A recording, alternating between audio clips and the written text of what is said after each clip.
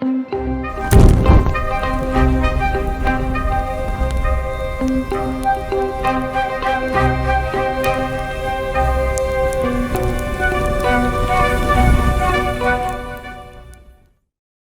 Talks começando hoje, aqui teu amigo de sempre, Cleiser Alves, e hoje eu tô com um amigo, já o considero amigo porque eu acompanho o trabalho dele há muito tempo. Estou com o líder da principal banda cristã de todos os tempos. Eu vou repetir, a principal banda cristã brasileira de todos os tempos, Rebanhão.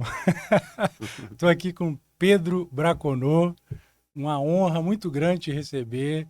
Sou fã de carteirinha do Rebanhão há muitos anos e para mim é muito bom estar com você. Obrigado por aceitar nosso convite de estar aqui com a gente no Power Talks.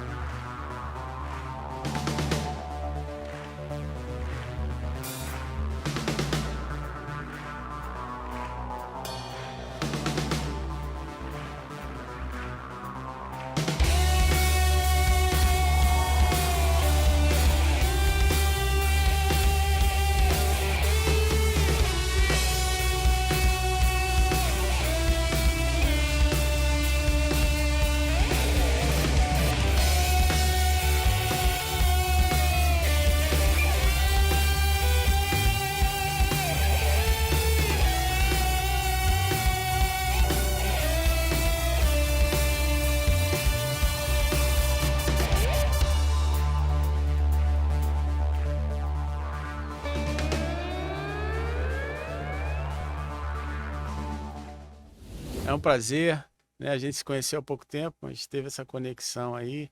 Muito legal, é muito bom estar aqui. Falar um pouquinho da história do Rebanhão, né? Que eu sei que você curte, já contou e isso é bom demais. A gente é um pouco da nossa vida e principalmente, né, do ministério, aquilo que chamado, né, que a gente tem. A questão do chamado é muito forte, né, Pedro? E a gente falava aqui em off um pouquinho a respeito do Janires, né? Que, na verdade, tudo começou com ele, embora você está desde o início, né? O Rebanhão em si, você começou junto com ele gravou alguma coisinha antes, mas o fato é que o Rebanhão começou em 1981. Em 79 o Janis gravou uma fita cassete, né, em São Paulo, e depois veio para o Rio. Em 80 ele mudou para o Rio e a gente gravou o primeiro disco, né, o Mais doce que o mel. Bolachão vinil Mais Doce que o Mel, em 81. Aí eu já estava participando, era bem garotão naquela época. Tinha, 19 anos. E dessa galera do início, vieram outros depois, mas você é o único que permaneceu até hoje, né? Desse primeiro disco, né, já teve várias mudanças, mas a gente ainda encontra o Carlinhos Félix, né, o Paulo Marota, que participou também, e a gente ainda faz bastante coisa juntos, estamos aí viajando e voltamos, né, com força total agora. Sim, A gente sim. passou um tempo, teve um hiato aí da banda, porque o Carlinhos estava em carreira solo, eu fui também morar fora, morar nos Estados Unidos um tempo e estava pastoreando igreja, então deu uma parada. Aí a partir de 2016 a gente se reuniu, gravou o 35 anos do Rebanhão e aí de lá para cá não parou, né? Sempre não na mesma pegada de antes, né? Que a gente viajou muito pelo Brasil, mas com bastante coisa fazendo agora, né? E esse final de ano para lá, a tendência é crescer bastante. Sim, sim. E tá a caminho 50 anos de Rebanhão, né, cara? Já estão pensando em Sim. alguma coisa? 2029, Sim, né? sim. Completa 50 anos que o Janides montou o grupo, né? Rebanhão. E a gente está planejando aí, com certeza, né? Uma homenagem, né, ao Janires e uma festa aí, né, comemorativa, que é bastante coisa. A gente, graças a Deus, a gente recebe bastante testemunho, né, de pessoas que naquela época eram jovens e que hoje são pastores, Sim, sim, líderes, sim. bispos e tudo mais. E a gente tem muito contato com que ligam para a gente e falam assim, ó, eu era dessa época, tal. Outro dia um pastor, pastor Germano, que é líder da Assembleia de Deus Ministério Logos, foi presidente do PAECAD, que um seminário, né, uma faculdade. Ele falou, ah, eu era Black Power, era a época de vocês, eu curti o Janine demais. E ele me chama na igreja dele, tem que cantar o baião, né? O Tem que Baião, o cantar de qualquer Baião. jeito, porque ele lembra dessa época. E assim como ele, muita gente fala, né? E isso é muito legal, saber que a gente participou dessa história. Sim, e sinceramente, é porque hoje é tudo muito mais tranquilo, né? Mas assim, há 45 anos atrás, ainda tinha aquela pecha e o diabo é o pai do rock, aquela coisa toda, né? Como é que Hum. vocês vivenciaram isso aí? Isso aí incomodava ou não? E outra, uma dúvida que eu tinha, minha dúvida mesmo, a gente tinha algumas informações de que o Janires era loucão, que ele parava na praça, subia em poste para pregar. Isso é mito ou realmente aconteceu, ô, Não, Pedro? ele fazia peripécias É mesmo. mesmo, é? A gente foi tocar uma vez em Piraí aqui, Uhum. e a gente tinha um equipamento de som, tinha um equipamento completo. Ele falou assim: "Vamos lá, vamos tocar na praça, e tal". Conversou com o pastor e chegou lá, vem cá, onde a gente vai ligar na praça não tem tomada para você ligar o equipamento. Aí ele falou: "Não, vou arrumar, eu trouxe uma extensão aqui, vou ligar, tem um açougue ali". A gente ligou na tomada do açougue, as caixas de som e fizemos.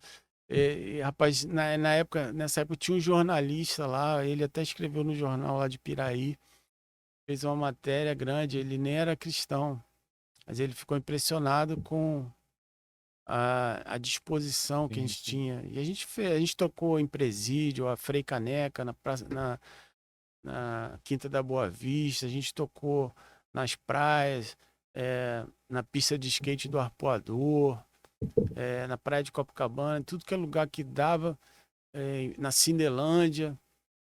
Eu, e o Janires era assim, tem um amigo que conta a história, eu não estava nesse dia, mas que ele, aqui no centro da cidade, ele encontrou uma menina aí dos Jobs, ele falou assim, ó, quanto é que você cobra? Aí a menina, tal, é tanto, né? Aí ele falou assim, então aqui, eu te dou, agora você vai me ouvir. Caramba, é Aí mesmo. falou de Jesus pra menina e pregou o evangélico, e aí, sabe, e a gente via, assim, muito resultado, né? Sim, sim, sim.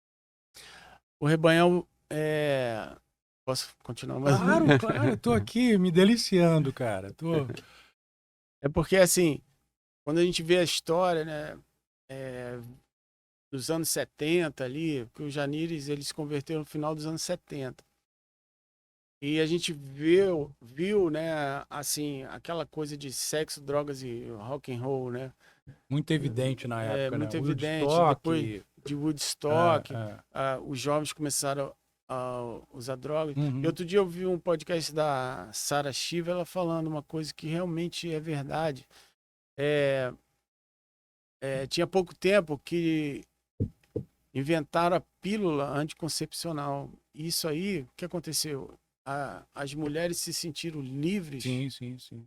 para, né, chutar o balde à Uhum. vontade. E os homens também, porque agora não tem mais o risco, né? É, Antes elas corriam um risco muito grande, de pagar um preço caro, né, por essa liberdade sexual. Então a coisa cresceu a um nível, né, que assim muitas famílias foram destruídas. muitas pessoas destruíram o casamento por causa de uma noite, de uma coisa. E isso aí ficou sendo incentivado porque vendia, né? A famosa treta que vende hoje, né, da rede social na época, era isso, né, um relacionamento, uma coisa. E toda a sociedade ela correu numa direção que hoje eu vejo assim que os novinhos eles têm mais receio, porque eles viram como os pais deles, os avós, né, passaram por situações. Até porque naquela época também a questão de informação não é que era difícil, mas assim, a boa informação sempre foi difícil de ser passada. Mas hoje, né, com as redes sociais, com a internet, essa probabilidade de você ter acesso a boas informações é até maior, né? Muito E maior. foi exatamente nessa época que teve o boom de doenças sexualmente transmissíveis, a AIDS que veio realmente destruindo milhares e milhares de pessoas. Mas isso veio exatamente com a liberação da libertinagem, vamos dizer assim, né? Que sempre foi evidente, mas nessa época eu acho que pipocou mais, né, Pedro? Sim, sim. E a gente vê, assim, muita gente ainda militando esse tipo de coisa, mas, assim, não existe nada melhor do que você ter uma família, né? Eu sei que dificuldades, sim, eu passei, né, por um problema familiar também, e isso acontece, não vou dizer que não aconteça, mas hoje em dia eu tenho minha família segura, entendeu? E dou valor a isso, porque a gente vê que assim, o Tiago Brunet fala assim uma coisa, né, que são verdades milenares, né? Coisas que sempre deram certo Sim, sim. e de repente as pessoas querem mudar, né? Ficam falando de um monte de testes, né, entre aspas, um monte de experimentos, né? Vários tipos de família, né? Vários tipos, mas poxa, né, o básico que sempre deu certo, né? Ele sempre funcionou e sempre funcionará. Eu creio, né, a gente, pela fé, a gente crê que a família é uma criação de Deus, né? E que pessoas são abençoadas por isso. Acontecem percalços, sim. Acontecem problemas, sim.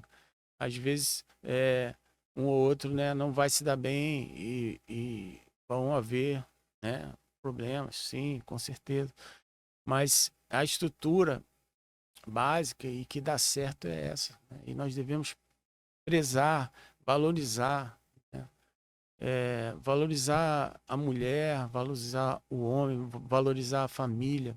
Isso aí nunca vai deixar de ser moda, né? E a gente precisa estar sempre nesse caminho, voltando, né, às raízes. E Rebanhão, não é que ele professava só isso, mas assim, as letras sempre foram bem voltadas para esse tipo de evangelho na prática, né? Um exemplo prático disso é a música Palácios Tua, né? Que realmente é uma letra muito profunda, uma letra que ensina muito, é uma letra bem prática do nosso dia a dia e outras músicas também. Pra que querer brilhar mais que a estrela da manhã? Pra que combater o bem com o mal? De que lado você está? De que lado você está?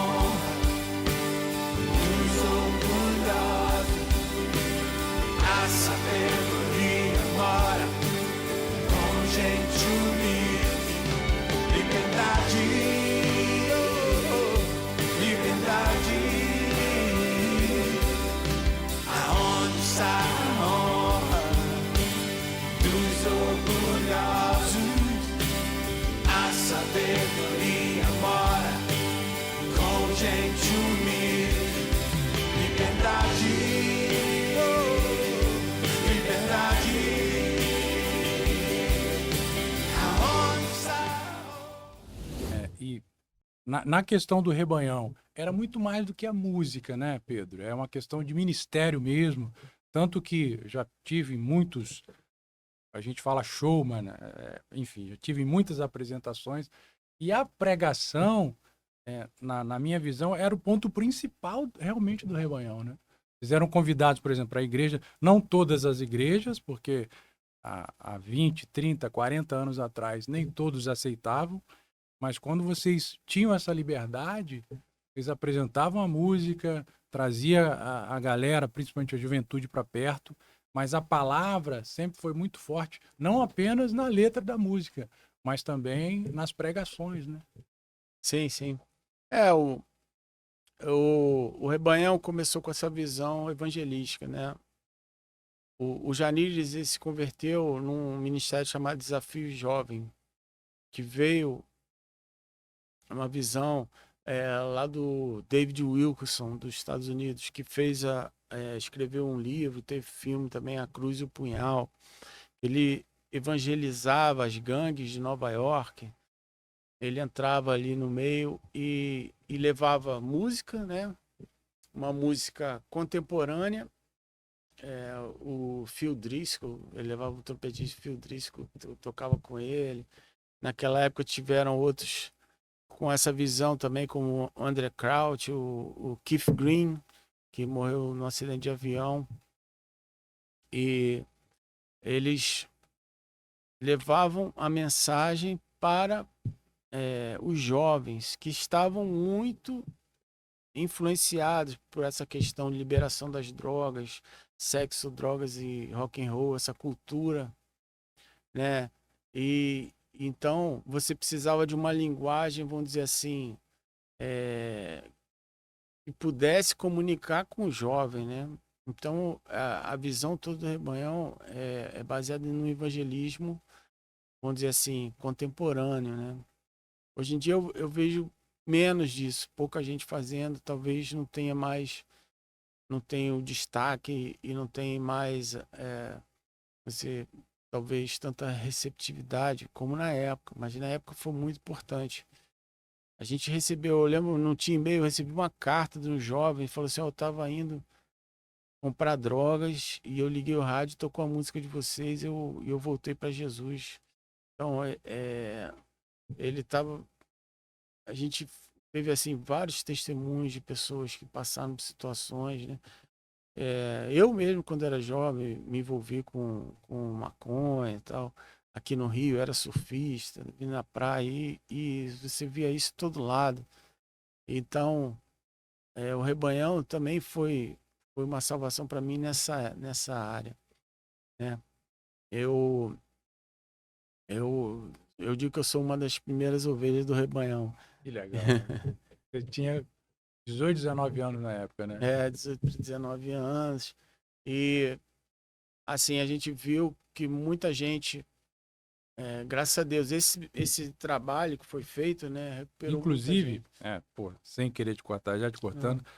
quando o Janires te chamou, você estava engatinhando aí, você nem era É, evangélico, não é. batizado na época, né? Você era Não. católico, estava chegando e ele te chamou, te colocou naquele meio, você já músico na época, você tocou teclado no Mais Doce que o Mel, né? Ok. Então você não era nem o evangélico, vamos dizer, o crente de hoje em dia. Você estava ainda engatinhando e ele já te abraçou foi um evangelismo de impacto mesmo para você ali, né? Foi realmente um evangelismo. Porque hoje em dia, né, existem muitas barreiras. Para você ser músico, eu fui numa igreja outro dia, que falou assim: a gente tem uma audição uma vez por ano. Aí a gente vai ouvir tantos músicos que a gente vai escolher um ou dois para entrar. Então existe muita barreira. Mas ele não, ele chegou lá. A minha mãe ela é católica, mas assim, ela teve experiência com Deus muito forte na igreja Nova Vida na época. E tinha uma reunião de oração na minha casa, uma reunião pentecostal, que eu não frequentava. E aí ela, querendo me, né, aproximar tal, ela comprou um tecladinho Giannini na época, um teclado terrível, né? Mas e aí o Janice apareceu, não sei como apareceu lá em casa, não sei como, ele estava frequentando a igreja presbiteriana de Copacabana. Eu morava em Copacabana, né? E através de amigos, tal, apareceu lá. E alguém falou de mim para ele. E ele conversou comigo. Aí, Pedro, tudo bem? Não sei o quê. Escuta essa fitinha cassete aí, ouve aí e tal. Me deu a fita do Rebanhão. E aí eu escutei, achei maneiro, um rock, né? Jesus, meu general, não sei o quê. Já tinha o Baião e outros, Taças de Cristais. Minha vida aqui era muito louca. Só faltei correr atrás de avião. Mas Jesus entrou no meu deserto e mudou meu coração.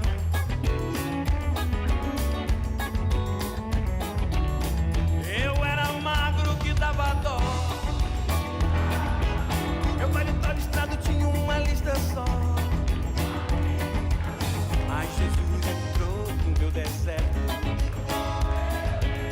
e mudou meu coração.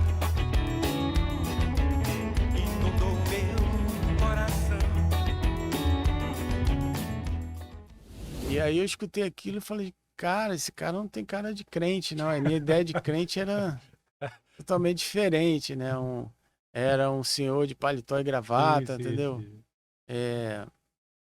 Em cima de uma caixote falando da Bíblia, entendeu? E, e assim, aquilo meio que quebrou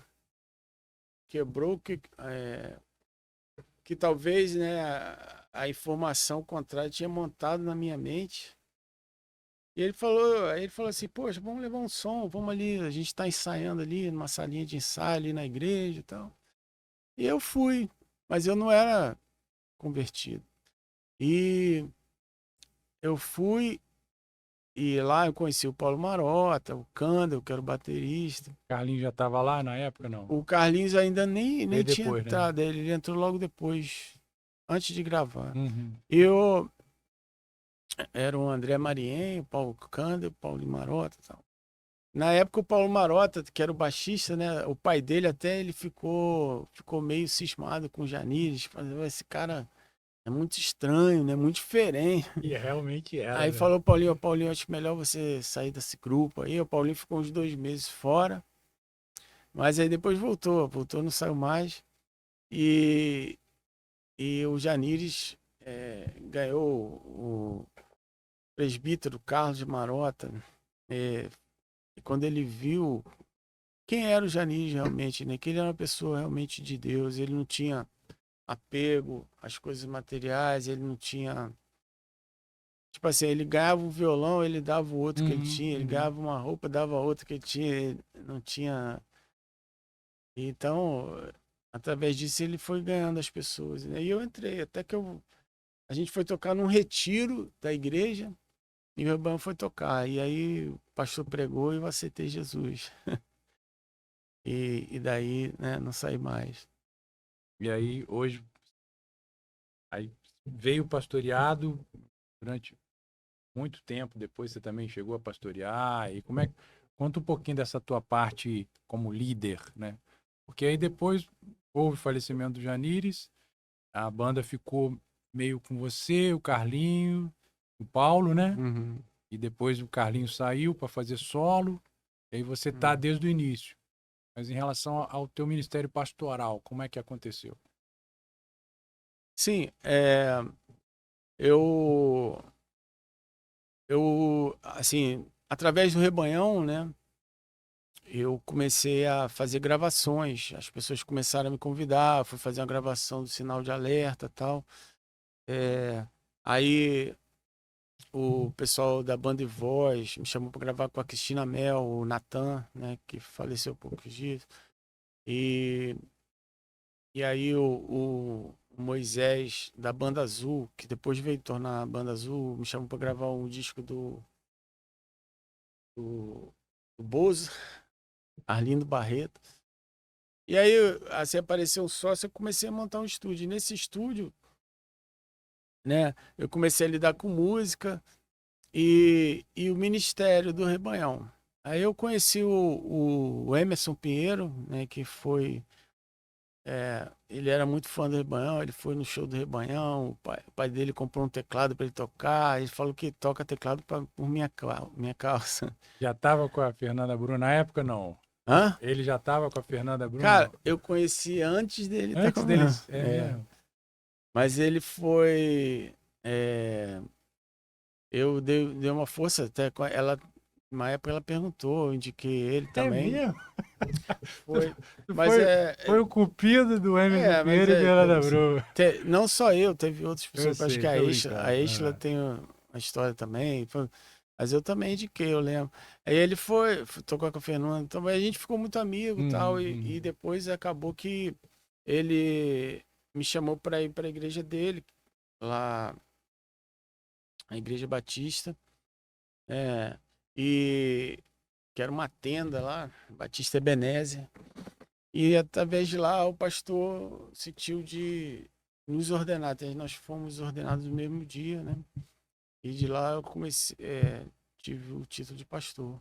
E depois eu fui convidado por uma igreja nos Estados Unidos para ir para lá. Por isso que eu mudei para lá.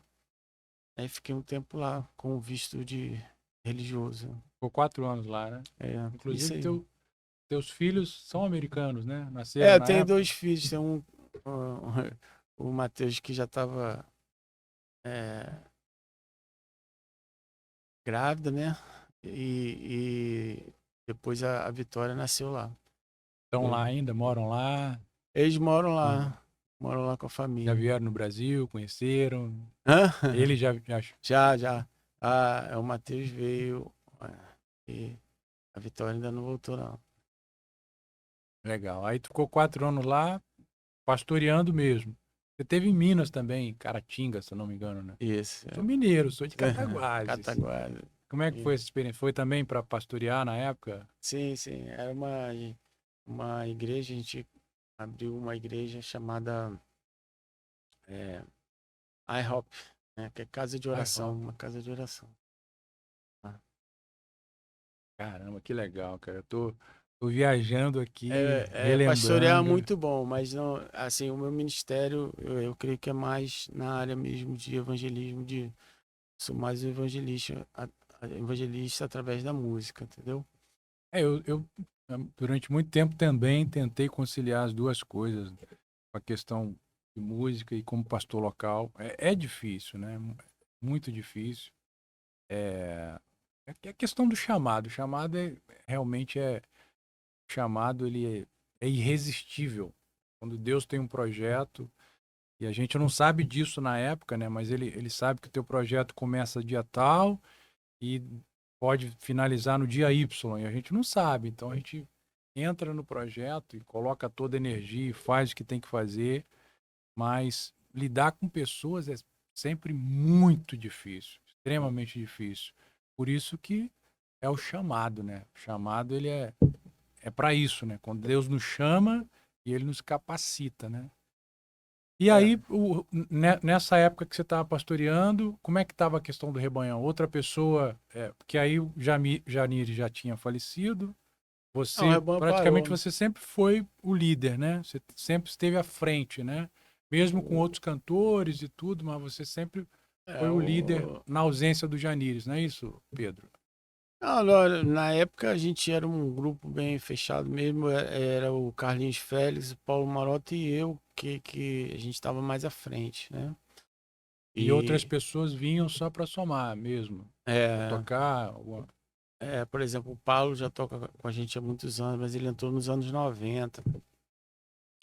E aí depois que o Carlinhos saiu, o Paulinho também é engenheiro, e aí aparecia projetos distantes, né?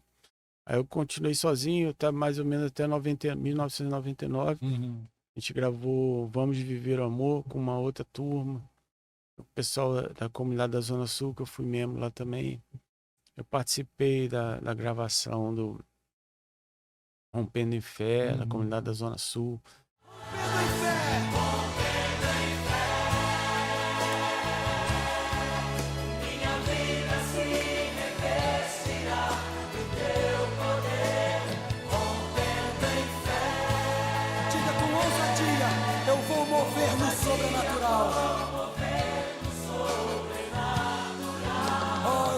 lutar e vencer. Ó Senhor, eu vou plantar e colher. E a cada dia eu vou viver rompendo em fé. Aleluia. Aleluia, Pai. Eu viajei com o pastor Marco Antônio Peixoto na Pô, que época. legal, cara. E depois, em 2000 no ano 2000, eu fui... o meu estúdio mudou para Barra da Tijuca, né? Eu fui morar em Jacarepaguá. E de lá, em 2004, eu fui para os Estados Unidos, né? Fui morar nos Estados Unidos. Ficou de 2004 até 2008, aí retornou.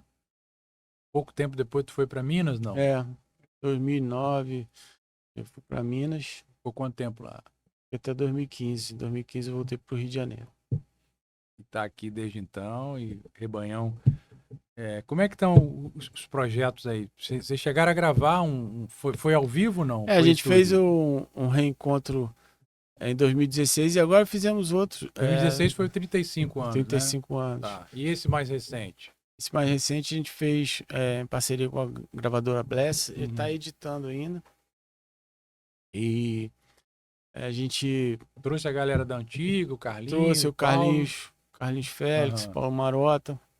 São inéditas ou regravações? Não, regravações, releitura. Boa, boa. A diferença é que a gente conheceu um coral muito legal, o coral, até falar para vocês, Base 1, coral Base 1.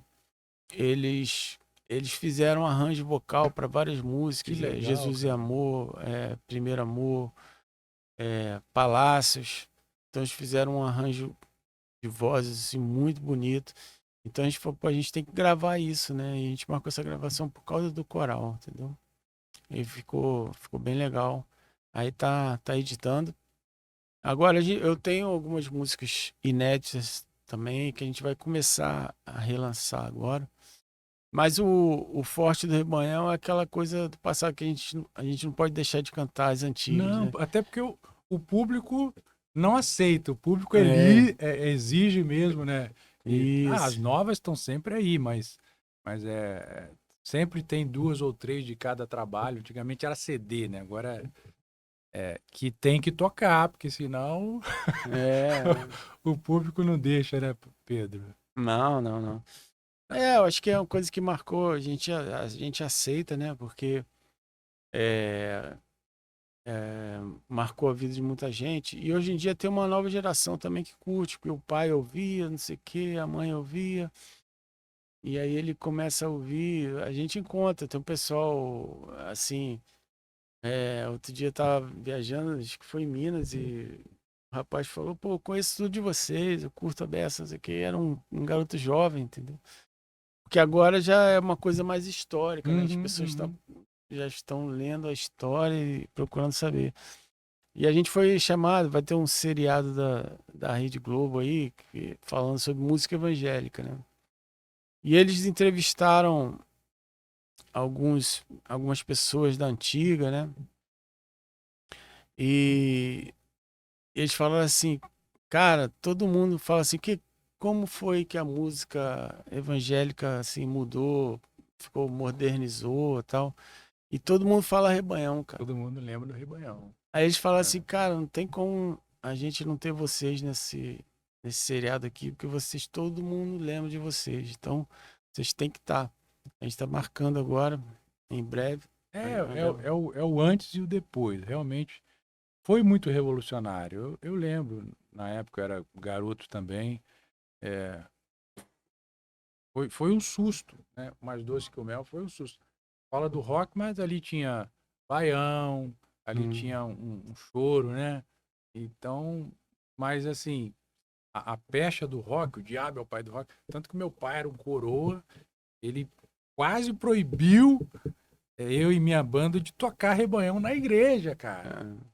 Isso aconteceu realmente com a gente, porque era algo muito novo, né? A gente ainda estava naquela transição da harpa cristã, do cantor cristão, já para alguns cantores, na época era Shirley Carvalhais, então era uma coisa bem mais eclésia, né?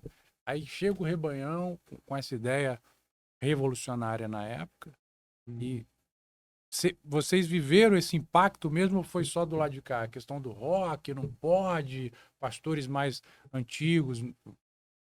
Isso realmente aconteceu na prática com vocês? É, ou não? porque, assim, É porque o Janires, pelo que eu sei, ele não ligava, né? Ele queria evangelizar, ele queria fazer, tá? Mas chegou a acontecer essa questão do preconceito, de não poder sim, sim. tocar. Me É, conta um pouquinho como você disso. falou do teu pai, assim, muita gente assustou Uhum, com o uhum. Rebanhão. Falou assim, não, esse povo não é de Deus, Uhum, isso uhum. não é música de crente. Música de crente. E realmente, se você pensar em certo aspecto, não é, porque era uma música para fora. Evangelística. Evangelística, uma música para fora da igreja. Então, para falar com quem não é crente. Então, a gente não podia fazer uma música totalmente do inário, entendeu? A gente tinha que fazer uma música que falasse com o jovem, né? Uhum. Uma mensagem. E eu entendo que essa música não é, em certo ponto de vista, você não é para tocar na igreja na hora do louvor, você tocar baião na hora da Santa Ceia, não tem Uhum. menor sentido, entendeu? Então, assim, muita gente também confundiu, começou a misturar as estações aí e, e aí deu algum atrito por causa disso também, entendeu?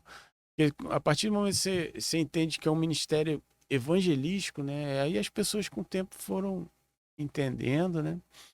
No começo, assim, até pra gente teve um efeito positivo porque a mensagem espalhou, né? Sim, é Era uma verdade. coisa É muito verdade. diferente. Então, E é, venderam muito CD. a, Na época era LP, né? a gente, os contratos antigamente era assim, a gente não sabia nem quanto vendia, porque a gente ganhava um valor fixo no início e Uhum. depois a gente tinha que comprar quando quisesse, né? Então a gente nem sabia quanto vendeu, mas o dono, por exemplo, da Doce Harmonia, ele falou que ele fez uma venda de 150 mil LPs para a Juerp, que era uma das maiores distribuidoras evangélicas da época, dos anos 80 e tal. E isso aí bateu, assim, foi pro Brasil todo, e assim, gerou muita polêmica, né? Mas, ao mesmo tempo, foi bom pra gente, porque espalhou a mensagem rápido. Mas igrejas não tão tradicionais abraçaram também o projeto. Vocês Sim, abriram um show de muita gente também. Na época tinha muitos congressos, não, muitos shows, vamos dizer assim, abertos, né, ao público. Vocês tocaram sim. bastante também, né? Na época, quando a gente começou, só tinha rádio AM. E a rádio mais ouvida aqui era Boas Novas. Rádio Boas Novas. E tinha um programa do Paulo César Graça e Paz, que foi quem fez a ponte pra gente gravar, entendeu? Com a gravadora e tal. Ele fez essa ponte e ele fazia eventos, fez na Quinta da Boa Vista, verdade. tal. Fez Lembro eventos disso. grandes, ia muita gente, tudo só com a rádio AM. Depois, mais tarde, no final dos anos 80, surgiu a FM, surgiu a Melodia, né? FM. E a Melodia ajudou a gente quando a gente cantou no Canecão. Eles divulgaram lá, assim, em peso, pô, e superlotou o Canecão. Foi uma surpresa pra gente, foi muito com o apoio da Rádio Melodia. Aí depois vieram outras rádios e tal. E hoje em dia a internet, né, que é o principal veículo aí, né? E você também sempre também gostou de compor, né? Inclusive você compôs para muitos cantores e fez muitos artistas gospel. Você trabalhou com Denise, com Fernanda Brum, com a Aline também, né? Vocês eram da igreja na mesma época, não? Da Zona Sul? Sim. Aline Barros, você. E aí, tu trabalhou com quem? Lembra aí a galera aí que você trabalhou? Que eu trabalhei. Rapaz, Altos Louvores, né? Louvores. Altos Louvores, Sérgio Lopes, Marquinhos Gomes. Dos anos 80, né?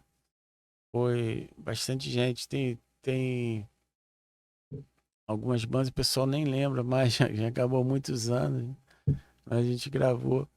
E o João Alexandre, eu gravei o primeiro disco solo dele, né? Eu fui para Campinas, passei uma semana lá, a gente gravou. Ah, que Depois, tem Brasil. Essa- Espelho nos Olhos. Trabalhou, né? esse O CD primeiro disco dele, Simplesmente Eu João. lembro desse. Brasil, olha pra cima. É, João Alexandre, pô. Brasil, olha pra cima. Existe uma chance de ser novamente feliz, feliz. Brasil, há uma esperança.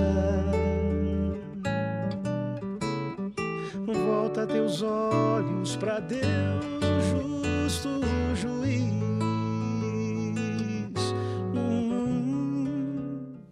E tem uma galera que você trabalha até hoje. O Sérgio Lopes, até hoje. você tá com ele até hoje, né? O Sérgio, ele fala que, assim, os trabalhos que estourou a carreira dele, né, que foram o que eu fiz, que ele gravou outros discos, ele sempre foi muito ativo, pô, e gravava. E ele gravou mais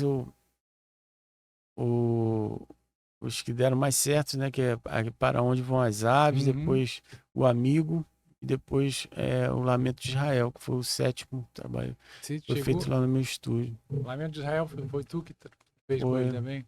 Cara, eu chorava muito nesse CD, cara. Chora Israel,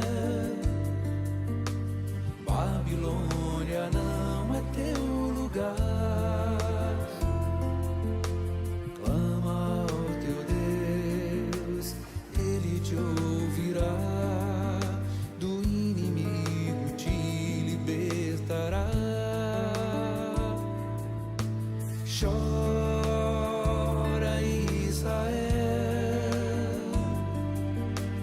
Babilônia não é teu lugar. Clama ao teu Deus, ele te ouvirá, do inimigo te libertará.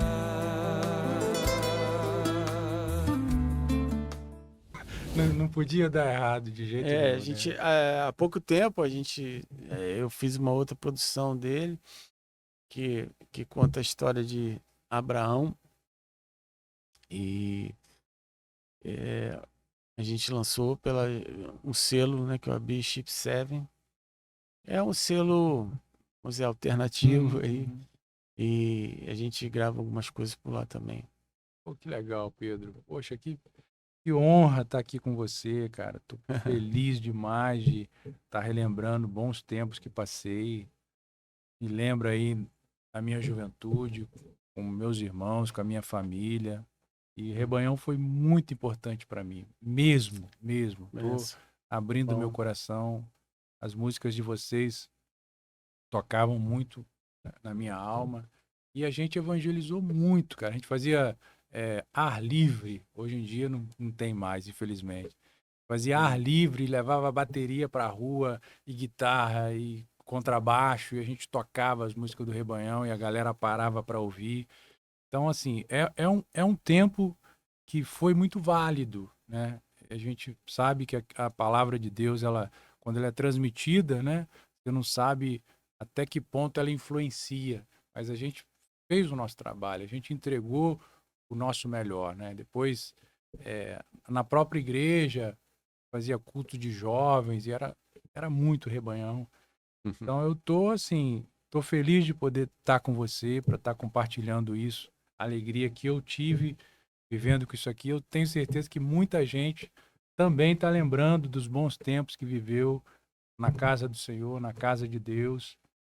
E a música ela é muito forte, né? A música é muito importante, tanto biblicamente quanto no nosso dia a dia, né?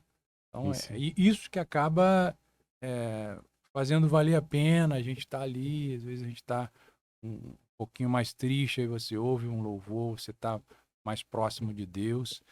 Então eu só tenho que te agradecer por você topar estar com a gente aqui, alegrando muito meu coração. E se você, jovem, ainda não conhece, eu acho muito difícil, Mas vai lá no YouTube, você não vai se arrepender, não. Tem coisa muito boa ali e tem coisas novas também que estão surgindo aí. Mas eu creio que essa galera da antiga, né, que viveu isso aí, trouxe as próprias experiências do dia a dia, como eu falei aqui, de evangelismo. Muita gente vai ser tocado aí. Eu tô aqui até emocionado, Pedro, de estar aqui relembrando meus tempos de jovem, junto com meu pai, evangelizando na praça pública, fazendo culto ao ar livre, sempre com muito respeito, sempre com muito zelo pela palavra de Deus. Porque aí, desde então, como eu convenci meu pai de que o Rebanhão não tinha nada do mal, é que não existe música cristã. Na verdade, existe letra cristã, né? Então, a harmonia não é nem de Deus, nem não de Deus, mas é a letra que manda. E as letras sempre foram, ao meu ver, forte do Rebanhão, não é isso? Atrás deste monte tem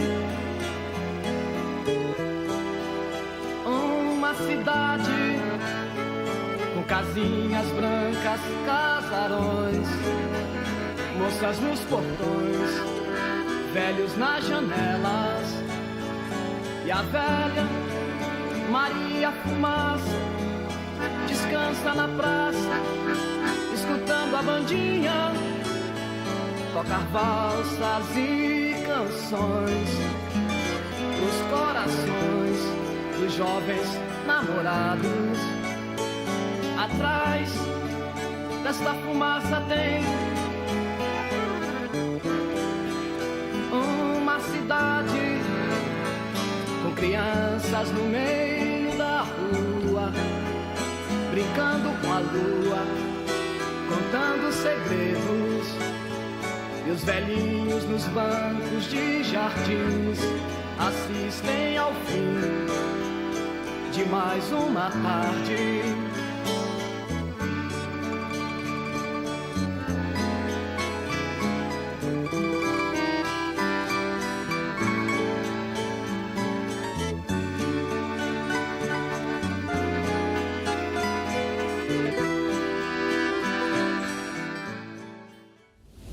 Eu que agradeço aí, Power Talks, legal, a ideia é que Deus continue abençoando aí esse trabalho, né, esse projeto, e que é uma alegria a gente poder falar um pouco, né, do que Deus fez e continua fazendo, né?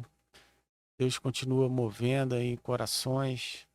Eu creio que hoje em dia tem sempre vai ter pessoas que precisam ouvir uma palavra de alento, né, de cuidado, e saber que Deus preocupa com cada um pessoalmente, apesar dele ser o criador do universo, ele olha para cada um de nós, né?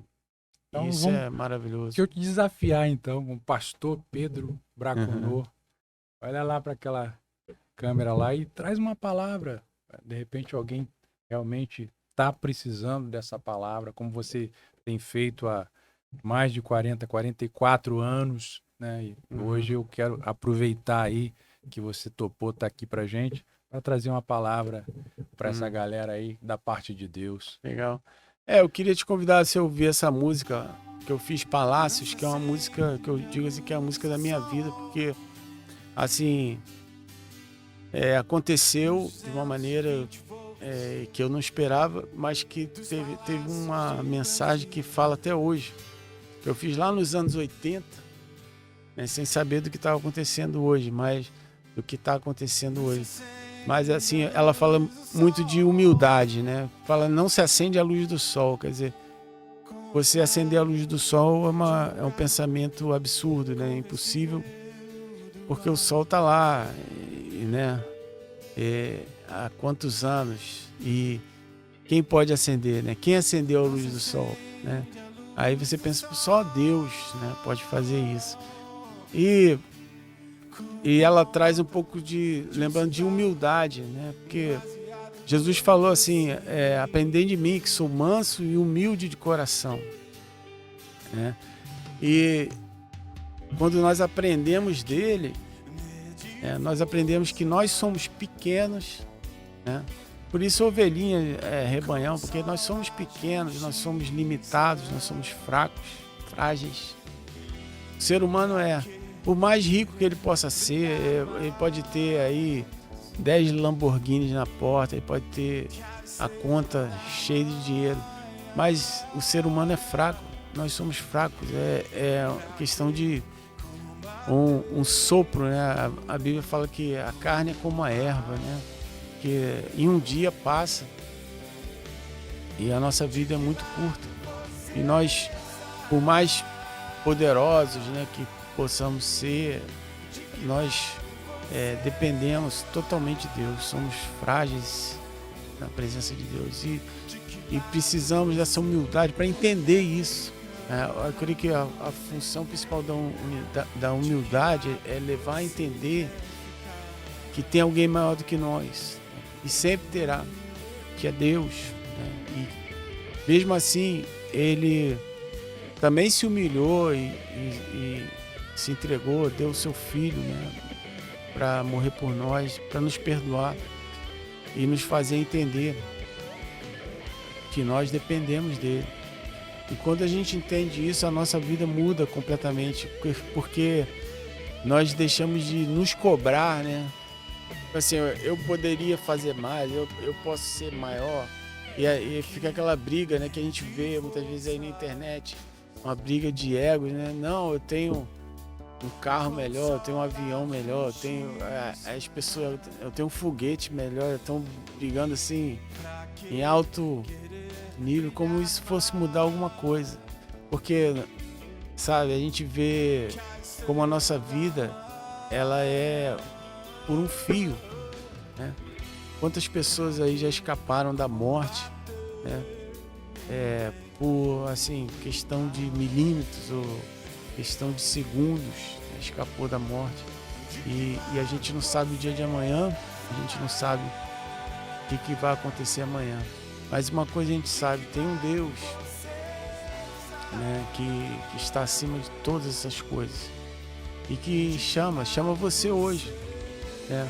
Entregue sua vida para Ele, faça um teste. Eu fiz um teste com Deus, eu falei, Senhor, se Deus existe, eu quero sentir essa presença no meu coração.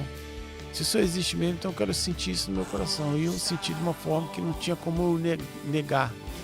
Coisas aconteceram que eu tinha certeza que ninguém poderia imaginar que aquilo fosse acontecer.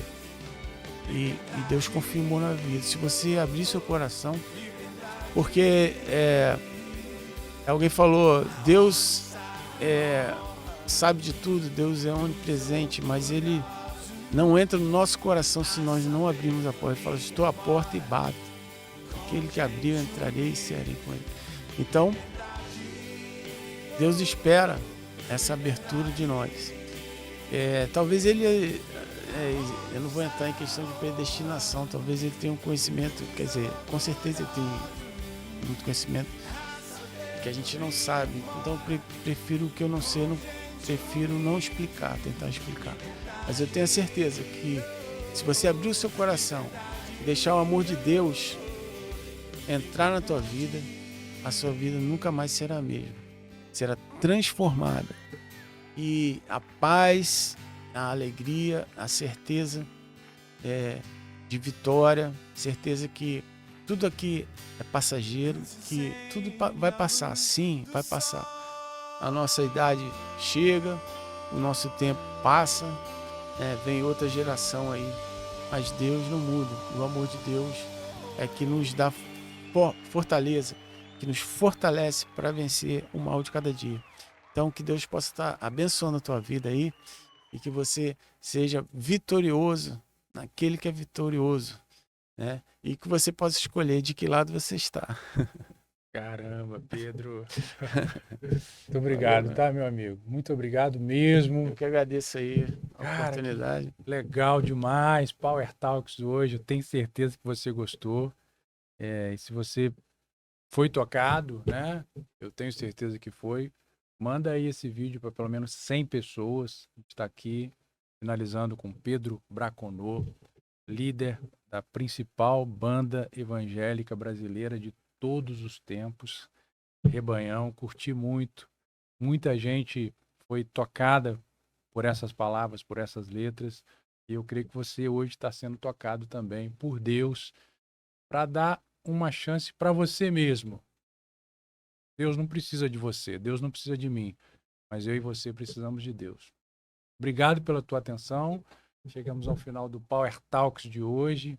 Eu quero ver você aqui no nosso próximo encontro. Muito obrigado pela tua nobreza, da tua atenção. Power Talks finalizando. Vamos avançar juntos.